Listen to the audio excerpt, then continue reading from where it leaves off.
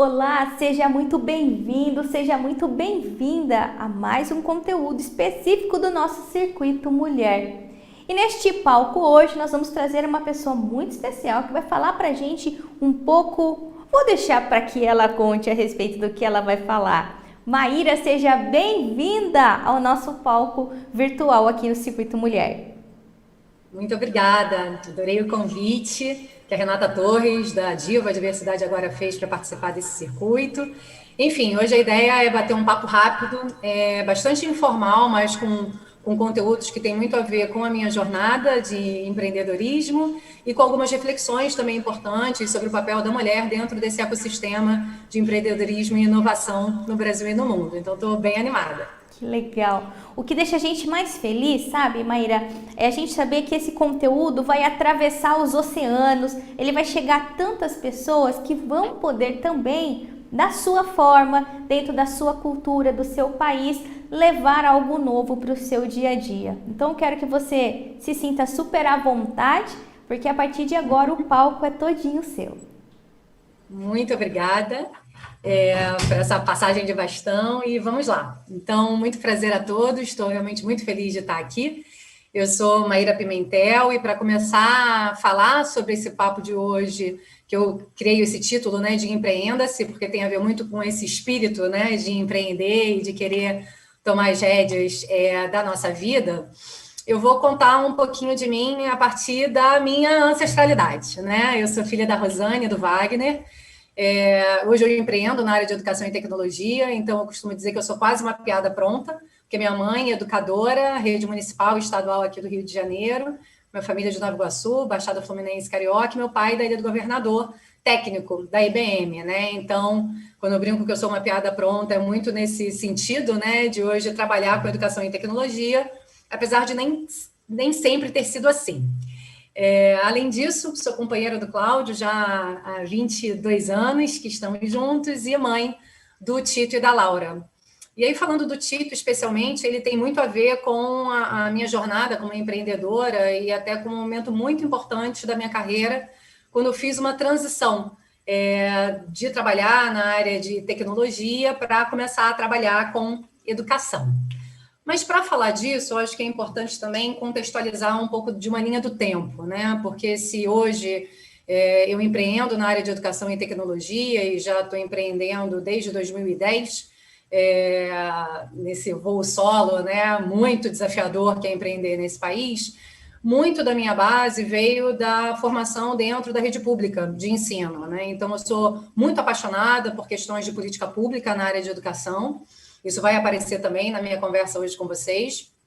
E toda a minha formação foi em escola municipal, depois Colégio Federal, Pedro II, Universidade Federal, onde eu fiz jornalismo.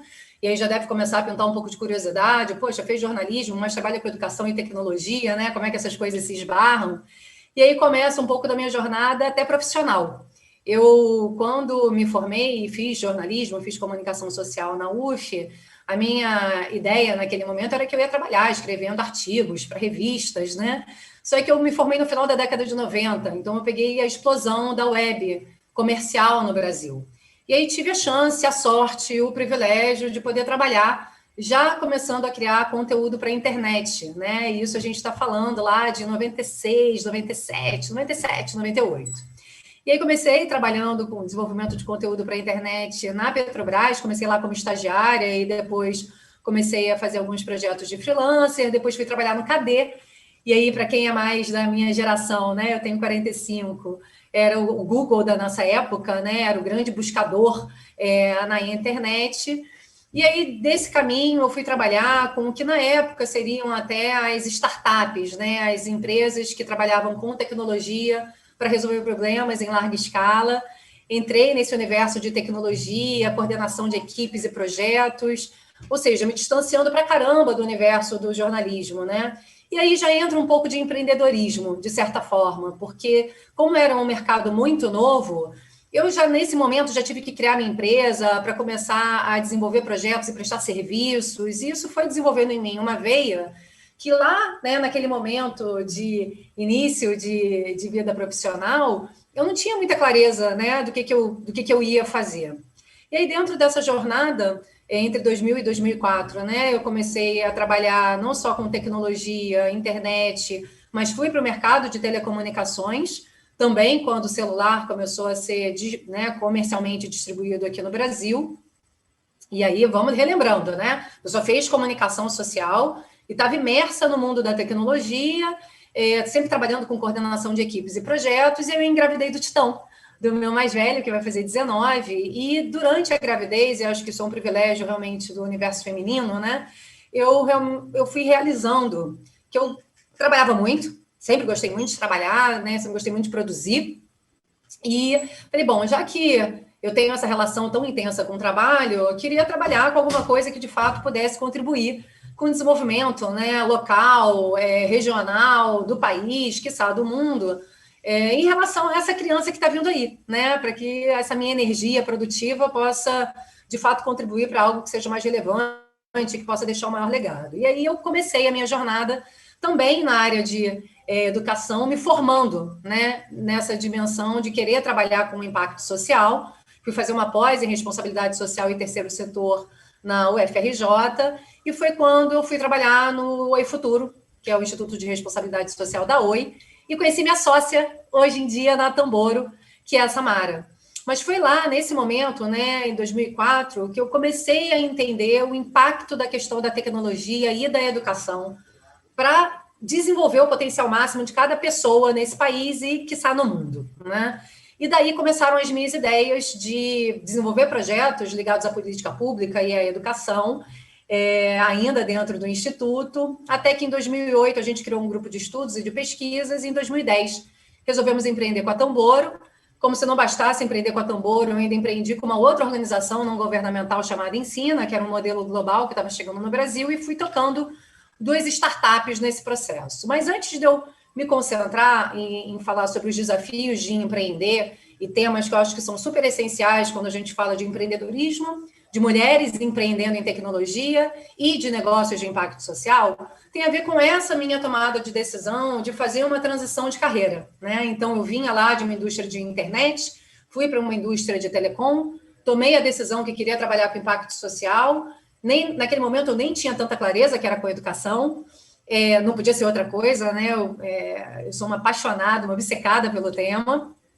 E aí eu acho que é importante, porque quando a gente fala de carreira, de tomada de decisão, seja intraempreendendo dentro de um negócio, seja empreendendo com o seu negócio próprio, a gente fala de tomada de decisão, né? E ela começa numa tomada de decisão individual e pessoal, na lógica ali do seu CPF.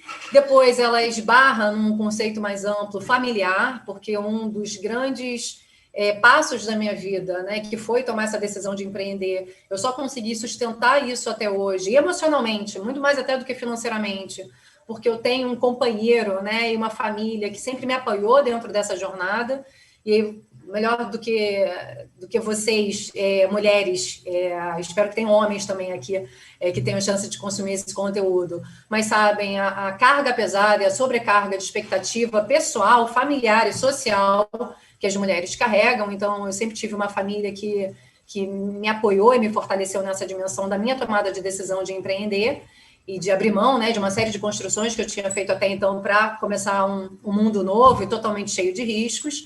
A própria tomada de decisão profissional, né, você sai de um lugar, de uma zona de conforto, para buscar um caminho totalmente diferente, e a própria pressão social dentro dessa jornada, porque eu fui muito cobrada, né, por empreender, dedicar ainda mais tempo e energia para o trabalho.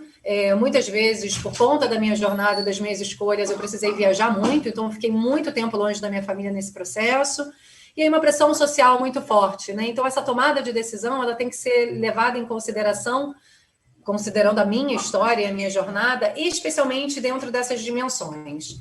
E nesse processo de transição de carreira, tiveram coisas muito importantes também acontecendo, né? Eu tive que levantar muito material, estudar, aprender, desenvolver um método para fazer essa transição acontecer, me organizar minimamente financeiramente, e antecipo aqui, não foi a organização suficiente, porque o tempo para o meu negócio acontecer, né, e ainda está acontecendo, eu vou contar isso também para vocês, levou muito mais meses e anos do que eu imaginava que ele fosse levar.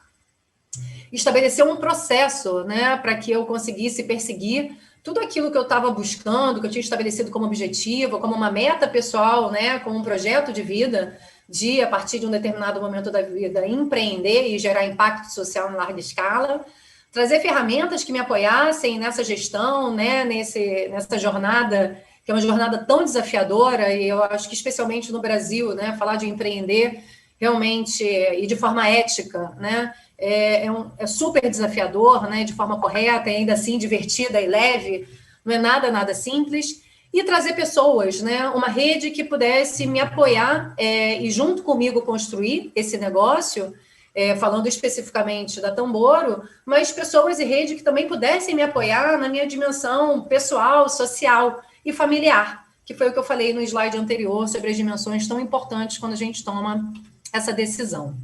Então, já localizando um pouco mais agora para o processo de empreender, né, e do meu projeto de vida, eu sou uma das cofundadoras da Tamboro. Nós somos uma EdTech, uma startup da área de educação e tecnologia, e eu gosto muito de falar o significado do nome, né? A palavra Tamboro é uma palavra indígena, cujo significado é para todos sem exceção. Isso fala muito do nosso DNA como negócio de impacto social, que acredita, assim como aqui nesse circuito que a gente está fazendo juntos, que a tecnologia vem para democratizar acesso, para romper barreiras, para chegar onde ninguém chega, né? Romper fronteiras. E é com esse olhar que a gente sempre pensou a Tamboro. E quando a gente empreendeu com a Tamboro, lá atrás, em 2011, a gente começou a modelar o produto, 2012, a gente, de fato, começou a rodar. O nosso olhar era para a educação básica, né, pensando em desenvolvendo soluções para a educação básica, olhando muito para a questão da aprendizagem da matemática e sobre novas formas de falar de desenvolvimento de aprendizagem de crianças e jovens e sobre novas metodologias para educadores na rede pública brasileira, onde a gente, né, naquele momento, tinha cerca de 88% das crianças e jovens do país. Então, a gente começou desenvolvendo uma plataforma toda gamificada, chamada LUDS, para trabalhar a questão da aprendizagem da matemática. Apanhamos muito nessa tentativa de venda para governo, muita dificuldade para escalar. Em 2014, a gente fez uma parceria, na época, com a Saraiva ainda, e montamos o Vivaz, uma solução para primeiro a quinto aninho, né, para os pequenos, língua portuguesa, matemática, ciências, história, geografia, gamificação, inteligência artificial para acompanhar o resultado da aprendizagem, relatórios para os professores. E aí a gente esbarrou numa venda da Saraiva, então toda a nossa tese de ganhar escala, gerar maior impacto, caiu por terra. Tentamos ainda fazer um aplicativo só para trabalhar a transição da aritmética para a álgebra, entendendo que no Brasil esse é o grande gargalo, aquele momento tão desafiador e muito triste no país, que é quando a gente separa, né, quem dá para matemática de quem não dá para matemática. Isso é uma falácia. Todos nós temos um potencial a ser desenvolvido, é uma questão de conteúdo e metodologia. Então, a gente trouxe esse aplicativo e tentamos muitos anos continuar investindo na nossa tese como negócio de impacto social, trabalhando com foco na educação básica, com venda para governo, e depois até escalando isso para a iniciativa privada. E aí, gente, a verdade é que a gente não conseguiu. E aí, dentro do mercado, né, dentro do ecossistema aí de empreendedorismo, inovação, startups, a gente usa muito o termo pivotar, que é você mudar a sua estratégia. Então, em 2016 e 2017, a gente mudou uma estratégia, começamos a sair aos poucos da educação básica, trabalhar com ensino superior, começamos a estudar muito o impacto, né, da tecnologia e da transformação digital no mundo do trabalho, pesquisamos muito, né, Fórum Econômico Mundial e várias pesquisas internacionais sobre quais são essas habilidades e competências essenciais para a gente lidar com esse desafio de um mundo em constante transformação digital. E essas habilidades são essencialmente humanas, né? É a tecnologia essencialmente humanizada. E aí começamos a trabalhar com a Natura num projeto muito legal de autoconhecimento e desenvolvimento de soft skills para as consultoras da Natura, e desde 2018 a gente mudou totalmente a estratégia de negócio da empresa e começamos a trabalhar com o grupo do mercado corporativo, buscando sempre apoiar as jornadas de desenvolvimento de soft skill, mas também de conhecimento técnico operacional, porque ele é essencial para a base da pirâmide das empresas, que no final das contas é a base da pirâmide do Brasil, né? O público que normalmente vem de um índice de vulnerabilidade social maior, um nível de escolarização mais baixo, e é exatamente para esse público que a Tamboro mais busca trabalhar, se dedicar para contribuir com a formação dessas pessoas, para que elas tenham mais liberdades de escolha na sua vida, né? Mas aí empreendi, né? E agora? além do grande desafio de tocar um negócio, de manter um negócio que ainda carrega, né, o compromisso de gerar impacto social. Então, aí a gente está falando de indicadores, né, não só de crescimento do negócio, mas também indicadores que me apoiam a entender se de fato eu estou ou não contribuindo para a melhoria da vida dessas pessoas que estão sendo impactadas pelos programas de treinamento, desenvolvimento, formação continuada que a Tamboro cria.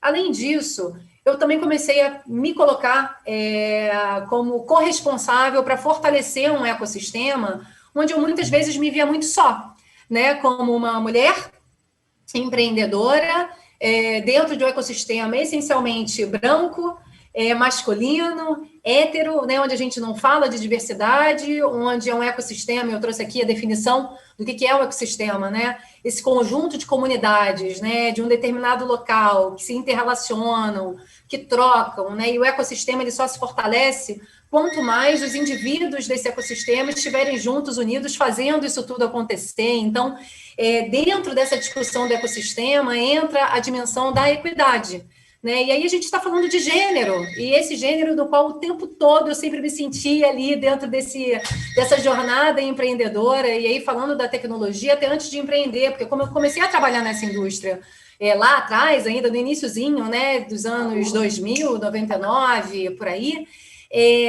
já era uma indústria muito masculina, né, muito essencialmente masculina, né, que eu falei masculina, branca e hétero, e isso não mudou de lá para cá. Então, hoje, o desafio que eu me coloquei também como empreendedora é falar de equidade, é falar de equidade de gênero, é falar de diversidade dentro desse processo, para que a gente consiga, dentro dessa jornada, atrair não só mais mulheres, né, mas para que a gente consiga atrair outras representatividades para que esse ecossistema se fortaleça e, com isso, a gente consiga ter aumento e melhorias de resultado desse grande ambiente de inovação que é tão essencial para o Brasil e para o mundo conseguir se desenvolver economicamente e socialmente. Então, depois que eu empreendi, eu comecei a pensar muito na importância da questão da mulher e da representatividade feminina e da questão da equidade dentro desse ambiente de inovação, para falar especialmente dentro da discussão sobre a presença e predominância de mulheres, predominância não, equidade, né? Deixar isso bem claro. Dentro do universo da tecnologia, né, hoje os indicadores e as pesquisas, né, apontam o quanto é baixo ainda o percentual de mulheres fundadoras dentro desse ecossistema de inovação, de tecnologia da informação, dentro de cargos de liderança e tomada de decisão. Isso vale não só dentro do universo de empreendedorismo e de inovação, quando a gente fala, inclusive, para os mercados ainda mais tradicionais, né, segmentos e indústrias mais tradicionais, e ainda hoje nada mais é analógico, tudo é essencialmente digital, por mais que a essência e a base da empresa não seja totalmente de tecnologia.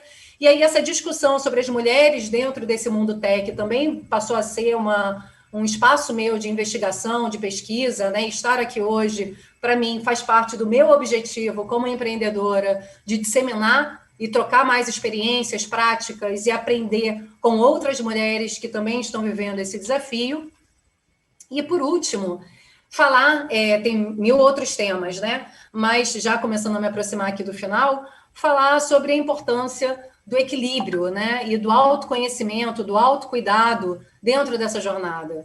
Porque eu brinco que na vida a gente aprende no amor ou na dor. E que, na verdade, a gente aprende na maior parte das vezes na dor, mas é a rede de amor que faz com que a gente seja cuidado e consiga sobreviver, né, às muitas dores que a gente vive. E aí eu tive acesso a essa pesquisa, onde a maior parte dos entrevistados, é óbvio, né, as mulheres, né, com uma predominância, e mulheres até 34 anos de idade, a gente está falando de mulheres muito jovens, né, relataram muitas dores físicas, para além das emocionais, que muitas vezes a gente tem até dificuldade de expor, em relação a esse desequilíbrio, né, da vida pessoal, profissional, do empreender, dos vários desafios que a gente enfrenta. Então, hoje, já compartilhando com vocês e chegando ao final aqui dessa nossa conversa, para empreender, a gente se lança, a gente se entrega, mas aí mesmo é que se torna essencialmente urgente que a gente cuide da gente mesmo, porque se a gente não estiver bem, a gente não consegue cuidar do outro. E aí, falando do outro, dentro do nosso pequeno microcosmos, e falando de um cosmos ainda maior, né? Quando a gente pensa o nosso bairro, nossa cidade, o nosso estado, o nosso país, o impacto que a gente tem no mundo, né? Então, fica aqui o meu convite para a gente seguir juntas e juntos, né, da forma mais diversa possível, meu celular, meu perfil no LinkedIn e meu e-mail. Espero que a gente possa continuar se conectando e crescendo juntas sempre. Obrigada pela oportunidade ao Circuito, muito obrigada a Renata Torres, em especial, da Diva Diversidade Agora, que me fez esse convite incrível para estar aqui com vocês. Nós aqui temos que lhe agradecer por esse conteúdo, Maíra. Na verdade, e você tem toda a razão, eu acho que nós precisamos estar prontas para sermos o nosso principal empreendimento. E depois a gente vai conseguir fazer muita coisa, eu tenho certeza absoluta que esse impacto social que a mulher nos negócios, né, ela acaba trazendo com ela, isso verdadeiramente pode mudar o mundo, né? Então nós somos super aderentes a essa questão do empreendimento feminino, porque a gente acredita demais realmente nesse processo. Eu quero super agradecer novamente a sua disponibilidade de estar conosco nesse dia tão especial. Eu que agradeço a vocês, desejo vida longa a essa jornada incrível de conteúdos tão relevantes, de tantas histórias de vida, né? De CPFs e CNPJs que certamente vão compor aqui muito dessa jornada que vocês estão construindo, né? E fazendo essa curadoria tão legal e democratizando esse acesso para tanta gente. Eu que agradeço a oportunidade. Muito bom. Para quem está assistindo a gente e é de outro país, quando a Maíra diz CNPJ e CPF, quer dizer que é um número de registro que a gente precisa ter aqui das nossas empresas e de todas as pessoas físicas, né? Tenho certeza que em outros países possivelmente existem outras nomenclaturas, né? Então, quando a gente fala um CNPJ, é um número, né, de razão social de uma empresa. Quando a gente fala aqui um CPF, é um número de razão, né, social de uma pessoa física, né? Então, essas são as nomenclaturas aí que o brasileiro utiliza. Como a gente vai estar transmitindo para 9 países, né, Má? Acho que é bacana dar uma ressaltada nisso, né? Eu aqui assumindo, partindo da premissa errada, hein? Que todo mundo ia saber o que é o CPF e o CNPJ. Obrigada pela ajuda. Imagina, imagina. Para você que está acompanhando o nosso congresso, independente de você estar aqui no Brasil, de você ser uma pessoa que mora em outro país, queremos abraçar todos vocês, porque realmente a mudança no mundo precisa acontecer em todos os países. Hoje nós estamos chegando aos 9 países de língua portuguesa, mas quem sabe amanhã a gente não consegue realmente chegar a todas as mulheres de todos os países do nosso planeta. Essa é a nossa missão, é o nosso sonho audacioso, mas é isso, não é? É empreenda-se, seja audacioso. Fica por aí, tem muito conteúdo bacana ainda, disponibilizado com muita exclusividade, com muito carinho para você. Nos vemos na próxima palestra. Tchau, tchau.